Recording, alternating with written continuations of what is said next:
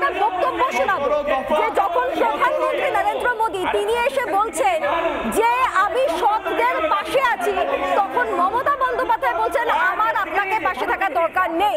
অদ্ভুত বিষয়, যখন এই মানুষগুলো বিপদে পড়লো তখন তারা কোথায় ছিলেন? শুনুন। মুখ ভোতা হয়ে যাবে, আপনার কোনো প্রয়োজন নেই শিক্ষক শিক্ষিকাদের। এরা হচ্ছে কিরকম জানেন? সাপেও চুমু খায়, ব্যাঙেও চুমু খায়, চাকরিও কেড়ে নেবে, বড় বড় কথাও বলবে, মানুষের দগ্ধ জায়গাটায় আর একটু আগুন লাগিয়ে দিতে সবাই চোর, সবাই দুর্নীতিবাজ, আর আপনি সাধু বাবা, পণ্ডিত সাধু, এমন সাধু যে এত বড় সাধু সারা বিশ্বে খুঁজে পায় না, লজ্জাও করে না। লজ্জা ঘৃণা ভয় তিন থাকতে নয়। আমার সঙ্গে এক চাকরি হারা রয়েছেন সুমন বিশ্বাস। আমি সুমন বাবুর কাছে যাব। সুমন বাবু, আমরা দেখতে পেলাম যে প্রধানমন্ত্রী মোদী তিনি এই রাজ্যে এসেছিলেন তার প্রচারে, তো সেখানে তিনি দলীয়ভাবে বলেছেন, নিশ্চয়ই সরকারিভাবে নয়, দলীয়ভাবে বলেছেন যে যারা এরকমভাবে চাকরি হারিয়েছেন সৎ হওয়া সত্ত্বেও তারা যাতে চাকরিটা পান তার জন্য অন্তত একটা সোশ্যাল মিডিয়া সেল, একটা আইনি সেল, একটা লিগ্যাল সেল তৈরি অন্তত চেষ্টাটা তারা করবেন। মমতা বন্দ্যোপাধ্যায় বলছেন দরকার নেই। আমার বিষয়টা হচ্ছে মমতা বন্দ্যোপাধ্যায় তাহলে আগে কেন ছিলেন না? কিন্তু আপনার কাছে আমার প্রশ্ন হচ্ছে, আপনাদেরও তো পরিবার রয়েছে, সংসার রয়েছে, মা বাবা রয়েছে, স্ত্রী রয়েছে, সন্তান রয়েছে কারোর না কারোর, হঠাৎ করে একটা চাকরি চলে গেল, আপনার মনে হয় যে এরপরে কোনো সুরাহা হবে এই এসএসসির কাছ থেকে?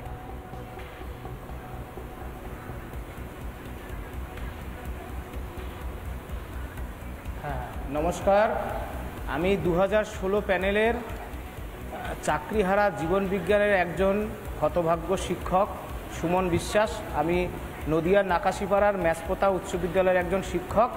আপনি স্বর্ণালিদি যে কথা থেকে শুরু করেছিলেন, একটা কথা তো পরিষ্কার, এদেশের মাননীয় প্রধানমন্ত্রী নরেন্দ্র মোদীজি তার দৃষ্টি আকর্ষণ করা গেছে, অর্থাৎ তিনি বলেছেন যে অন্তত তিনি বলেছেন, তার কথা দিয়ে প্রমাণ হয়েছে যে এ রাজ্যের সরকার এবং এসএসসি সম্মিলিতভাবে দুর্নীতির কারণে এই যে আমরা আজকে যোগ্যরা চাকরিহারা হয়েছি, আমরা যে আজকে শহীদ মিনারে সংগ্রামী যৌথ মঞ্চের তাঁবুর তলায় অনশনে বসেছি নিজের চাকরি ফিরে পাওয়ার তাগিদে, এবং আমাদের সাথীরা গত 25 তারিখ দিয়ে আচার্য সদন ঘেরাও করেছিল।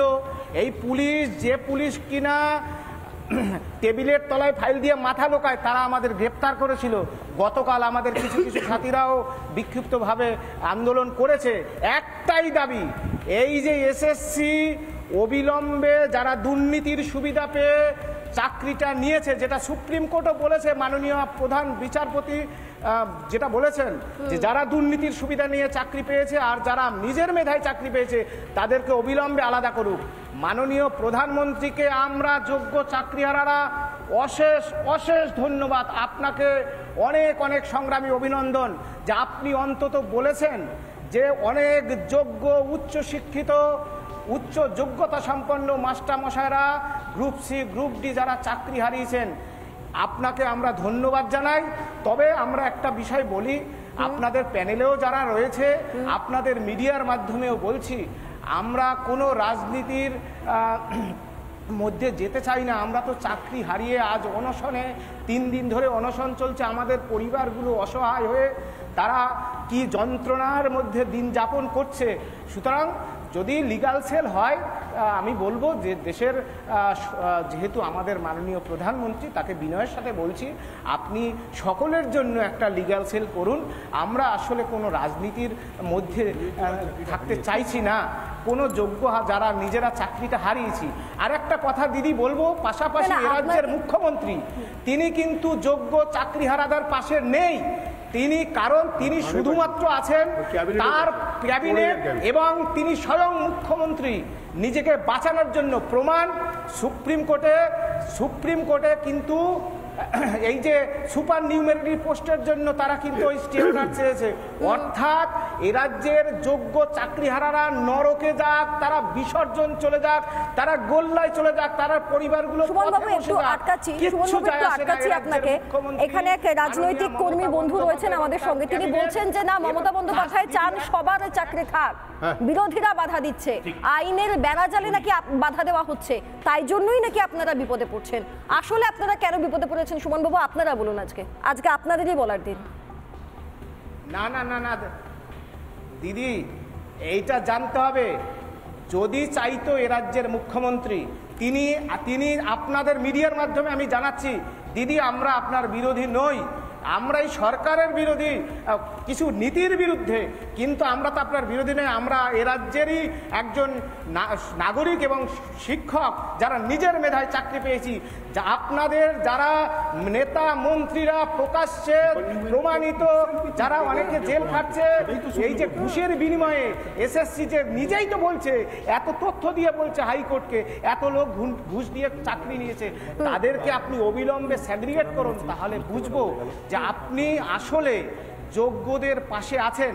নইলে আমরা এখন আমাদের যে ধারণা, আপনি আসলে যোগ্যদের পাশে নেই।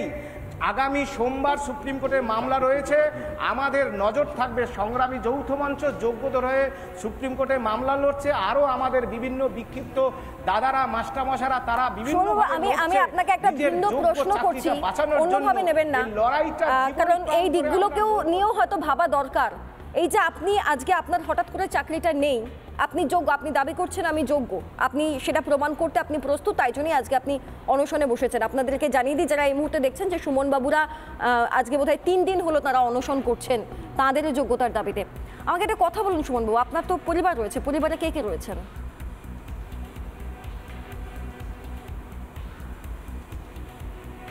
আমার মা দীর্ঘ 14 বছরের হার্টের পেশেন্ট, সুগারের পেশেন্ট। আমার বাবার শরীর খারাপ। আমার ছোট একটা 3 বছরের মেয়ে রয়েছে। আমি গত 22 তারিখ যে পরিবার ছেড়েছি, এখনো পর্যন্ত আমি বাড়ি যাইনি। আমি এই আন্দোলনে নিজের সমস্ত কিছু বিসর্জন দিয়ে, সমস্ত শক্তি দিয়ে আমি এই লড়াইটা লড়তে চাইছি। কারণ আমি তো সেই হতভাগ্য শিক্ষক, নিজের চাকরিটা ফেরত পাওয়ার জন্য আমার জীবনের সমস্ত শক্তি আমি ঢেলে দিতে চাই, এবং আমি নিজের মেধায় চাকরি পেয়েছি। সুতরাং আমার ওএমআর শিট আছে, এবং আপনাদের প্যানেলে অনেকে বলছিলেন আমার ওএমআর শিট আছে। আমি নবম দশম শ্রেণীর জীবন বিজ্ঞানের একজন শিক্ষক, এবং 11-12-এরও যে ওএমআর শিট আছে, হাইকোর্টে একজন আরটিআই করেছিল, সেই জবাবে কিন্তু এই এসএসসি, এই যে দুর্নীতিগ্রস্ত এসএসসি, যাদের কারণে আমরা সম্মান হারিয়ে, পরিবার পরিজনদের হারিয়ে আজকে আমরা অনশনে বসেছি। সাথীরা আন্দোলন করছে রোদে গরমে, যারা অনেকে বিভিন্ন শারীরিক সমস্যা রয়েছে, আমি বলতে পারছি না, অন্তঃসত্ত্বা রয়েছে, আমার দিদিরা, আমার শ্রদ্ধেয় মাস্টারমশাই দিদিমণিরা, তারা কিন্তু এই আন্দোলনে আসছে, কারণ নিজেদের তাগিদে এই বাঁচার লড়াই, এই লড়াইটা আমরা লড়বো। আর সেই জন্যই দিদি একটা কথা বলছি, আগামী সোমবার শহীদ মিনারে গণ অনশনের ডাক দেওয়া হয়েছে। সেই ঐতিহাসিক গণ অনশন বাংলার সমস্ত নাগরিককে, মানুষকে আমরা শিক্ষকরা আজকে অনশনে বসছেন তাদের শিক্ষকতাটাকে বাঁচিয়ে রাখার জন্য। সুমনবাবু, সেটা সত্যি দুর্ভাগ্যের।